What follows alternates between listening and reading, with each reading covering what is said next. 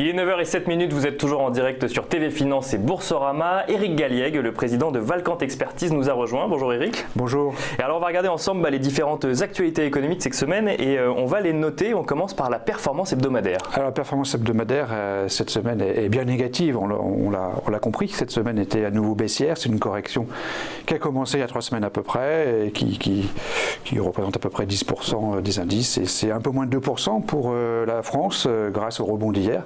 Les États-Unis ont baissé un petit peu plus, de l'ordre de 3%, de 2,6% précisément du jeudi soir au jeudi soir. Et donc surtout l'euro qui a perdu 1% contre le dollar, l'euro qui se déprécie, le dollar donc qui s'apprécie à nouveau cette semaine.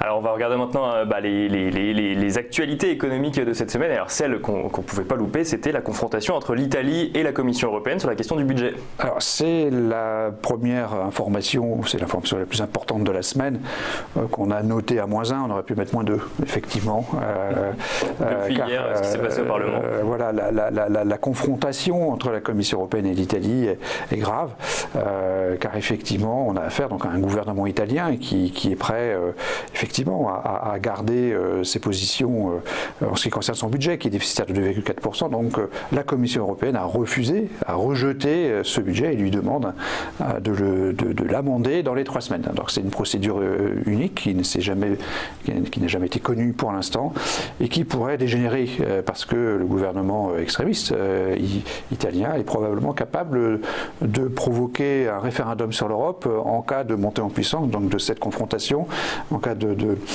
effectivement aggravation. C'est quelque chose de très grave car le ressentiment italien contre l'Europe est devenu très important alors que les Italiens étaient les plus europhiles de toute l'Europe.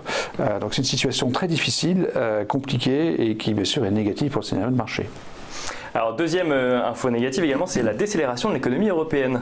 Au même moment, on se rend compte que l'économie européenne est en train de décélérer. Alors il ne s'agit pas de récession, bien sûr, simplement de ralentissement qui est en train de se profiler. On a compris qu'en fait, le haut de cycle a été touché fin 2017 ou début 2018. Et ces fameux indicateurs de market qui permettent de prendre le pouls de l'économie de chaque pays, notamment en Allemagne, permettent de voir que ces indicateurs avancés se dégradent d'une façon assez significative, notamment par rapport à ce qui était anticipé par le consensus de marché. C'est naturellement une information, une nouvelle négative, puisque bien sûr, ce dont nous avons tous besoin, c'est de croissance. Et alors vous nous alertez également sur les bénéfices en Europe, Éric. Alors oui, on a eu cette semaine quelques éléments, quelques informations et réactions de marché particulièrement brutales. Donc c'est notamment Atos qui a perdu plus de 20% en séance. On a eu Michelin, Bouygues, on a eu beaucoup de profit warning comme on dit, ou d'alerte sur les bénéfices, qui montrent bien que de ce point de vue-là aussi, en termes d'analyse cyclique de la situation, on est dans un retournement. En croissance économique, le maximum aurait été touché fin 2017.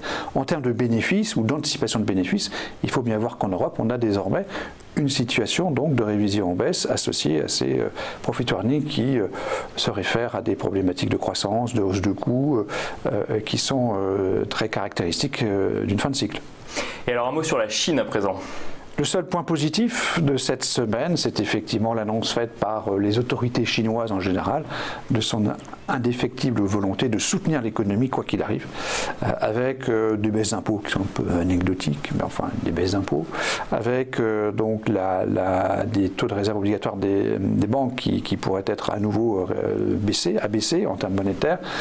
On a aussi bien sûr le soutien direct au marché financier qui a défrayé la chronique en début de semaine, puisque en gros le parti a dit aux intervenants de marché acheter et les actions ont rebondi de 4-5%. Donc c'est effectivement dans une économie autoritaire, pourrait-on dire, capitaliste, mais dans une version assez particulière, des éléments favorables, puisque on sait que ça fonctionne, en tout cas ça a fonctionné, il n'y a pas de raison que ça ne fonctionne pas à nouveau pour soutenir une économie chinoise qui décélère d'une façon importante actuellement. Du coup, si on fait les comptes, -1, -1, +1, on arrive à -2. Ça fait -2, donc -2 à nouveau, une semaine négative, surtout du côté européen, avec cette situation politique qui s'aggrave entre l'Italie et la Commission européenne. On n'a même pas parlé du Brexit, puisque toujours rien de nouveau. C'est passé au second plan finalement. Rien de nouveau, alors que la situation est grave, voire gravissime au Brexit, sur le Brexit, donc c'est négatif au niveau politique européen. C'est négatif au niveau de l'économie, puisqu'on a ce début de ralentissement, qui est plutôt pas sympathique. C'est négatif négatif aussi sur les bénéfices d'entreprise. Là, donc les 3 nouvelles européennes sont négatives et puis un petit point favorable en Chine, au total -2. Et alors du coup, dans ce contexte, vos recommandations, Eric? Alors nos recommandations, on a été très longtemps et pendant une bonne partie de l'année 2018 sous-exposé aux actions. La correction est en cours, elle porte sur 10%, c'est beaucoup mais pas considérable. Donc nous sommes revenus dans une situation neutre, c'est-à-dire on ne propose plus de vendre les actions. Simplement, on est dans une neutralité où il faut conserver ses actions. On n'est pas encore dans l'idée de racheter.